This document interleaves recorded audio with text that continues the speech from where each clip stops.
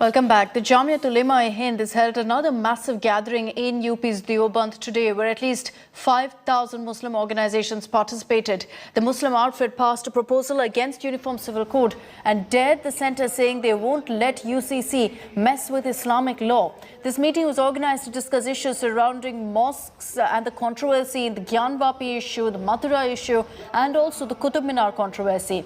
Jamiat Ulema-e-Hind held this gathering of Muslim bodies yesterday as well, where it passed a memorandum against alleged Islamophobia amid the ongoing Mandir Masjid Rao. They also passed 3 proposals at this key meet.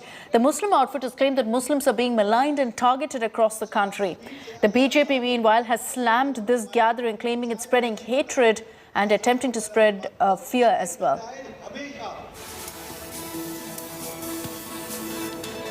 हम तो ये कहते हैं कि हर एक को उसके मजहब पे चलने की, उसे फॉलो करने की आज़ादी होनी चाहिए। अगर कोई कानून ऐसा आता है जो उसके ऊपर पूरा उतरता है, हम उसे उसका समर्थन करते हैं। लेकिन अगर किसी के मजहब की या उसकी मान्यता के ऊपर, उसके ऊपर अमल करने पर कोई अंकुश लगता है, हम जरूर उसकी मुखालफत करेंगे।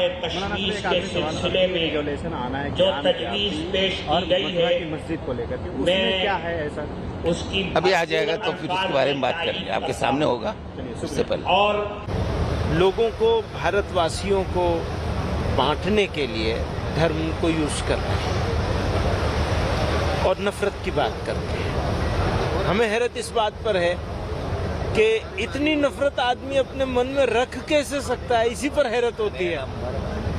तो हमारा कहना यह है कि भाई आप नफरत की बात करोगे, तोड़ने की बात करोगे, हम जोड़ने की बात करेंगे। आप नफरत की बात करोगे, हम मोहब्बत की बात करेंगे। आज मुल्क के जो हालात है, अफसोस की बात है।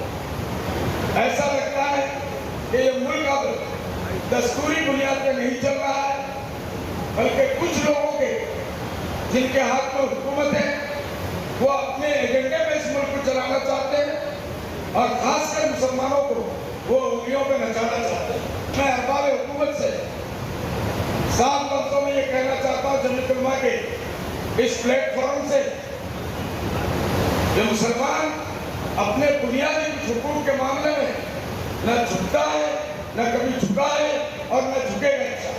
वो जानकर एक हवा खड़ा कर रहे हैं। सच यह है कि जितनी चिंता इस सरकार ने माइनॉरिटीज की करी है, उतनी चिंता किसी ने करी नहीं, परंतु कुछ लोगों को जानकर एक माहौल खड़ा करना है देश में कि जिससे देश की बदनामी हो। ये बातें तर्कों पे और सत्य पे आधारित नहीं है, और अगर इतनी चिंता उनको जतानी है तो देश में कुछ और ऐसे मुस्लिम संगठन है, जैसे PFI को ले लीजिए, जो मासूम बच्चों को इस प्रकार से वो सिखाते हैं कि दूसरे धर्मों के प्रति वो अपना खराब मंशा से उनकी तरफ बात करें। तो ये भी तो गंभीर विषय है। तो ये बातें जो इन्होंने उठाई देवबंद में, ये तथ्यों पे नहीं आधार है। बाकी उन्होंने किस लिए कारण से उठाया, उनसे पूछिए। देश में 60-70 साल से कुछ दल और कुछ मजहबी नेता इस बात में लगे हैं कि मुसलमानों को मुख्य धारा में नहीं आने देना, उनको हिंदुस्तानी नहीं बनने देना, और इसलिए उनको भड़काना और लड़वाना इस काम को करते रहते हैं। इसी का मॉडल जमायत का सम्मेलन भी था। मैं समझता हूं कि आज बुनियादी मुद्दों पे, वो चाहे मुस्लिम धर्मगुरु हो, हिंदू धर्मगुरु हो, ईसाई धर्मगुरु हो, सिख धर्मगुरु हो, देश की सरकार हो, आम आदमी पार्टी वाले लोग हो, बीजेपी वाले हो, कांग्रेस वाले हो, हम सब की प्राथमिकता ये देश होना चाहिए, इस देश की तरक्की होनी चाहिए। Let's take this across to Tanseem Haider. He's joining us live from Deoband, which is where the Jamiat Ulema-e-Hind is holding this meeting. Tanseem, हमको Day 2 के highlights दे दीजिए और specifically UCC के बारे में क्या कहा है?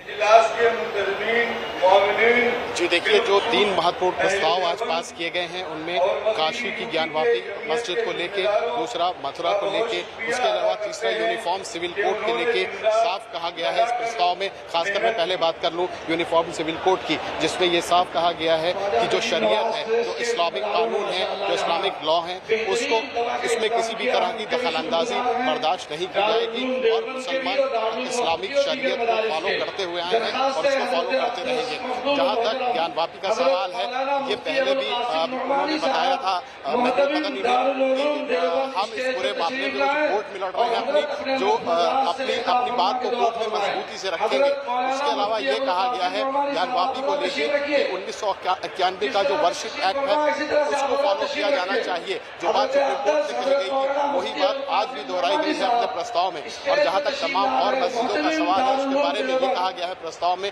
कि उसके लिए जहाँ जहाँ जरूरत पड़ेगी वहाँ कोर्ट में, अदालत में बड़े वकीलों के जरिए, रेजोल्यूशंस के जरिए उस पर जो जमीयत है वो अपना काम करेगी। तो जाहिर है कुल मिलाकर 3 बड़े प्रस्ताव पारित किए गए हैं। अभी थोड़ी देर पहले मौलाना महमूद मदनी बोल रहे थे, उन्होंने अपने स्पीच में साफ बात ये कही कि हिंदुस्तान में ऐसे मसले उठाकर धार्मिक सौहार्द बिगाड़ने की कोशिश की जा रही है, जिससे मुस्लिम और खासकर अल्पसंख्यकों को सचेत रहना है, उस पर रिटेलिएट नहीं करना है और जो सब्र है उसका उदाहरण देना है।